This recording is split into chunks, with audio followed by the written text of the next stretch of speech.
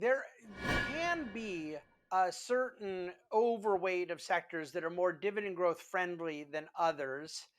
And more specifically, I would say there are certain sectors that are less likely to create a lot of dividend growth opportunities.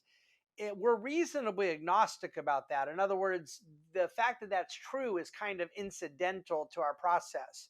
We've owned very, very few consumer discretionary names throughout my career. And that's not because I'm avoiding the sector, it's just because there aren't a lot of great dividend growing names that offer the sustainability of dividend growth that we want to see within that sector. By definition, consumer discretionary lends itself to things that are more discretionary and therefore a little more lumpy and unpredictable in the business model. On the other side of that is consumer staples tends to offer really recurring cash flows, and because they are durables, they are consumer staples, that they tend to be a little bit more reliable in terms of the revenue flow and the pricing power behind it. And so names like Procter and Gamble, Pepsi, they tend to be really quite reliable in terms of their ability to continue growing the dividend. The important thing in my answer is that we do not approach it of we need some consumer staples names. What are consumer staples names that would meet our dividend growth criteria? That would be a kind of top down way of managing the portfolio.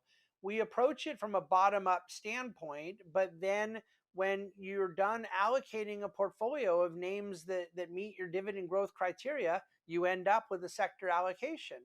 And for whatever reason, we have been really overweight energy my whole career, pretty overweight consumer staples, and pretty overweight financials. We've been extremely underweight consumer discretionary. And then partially because of the kind of preposterous weighting that the S&P 500 has to technology, we have been underweight technology relative to S&P, but we do have a pretty healthy weighting in technology. It's just almost entirely in what I call old tech or uncool tech versus cool tech or new tech. So we have a portfolio that owns names from the 80s and 70s, Texas Instruments, IBM, and more 90s, names like Cisco. Those have been extremely good investments for us, but you notice they're not exactly the Nvidias and Googles of the 2010s, 2020s.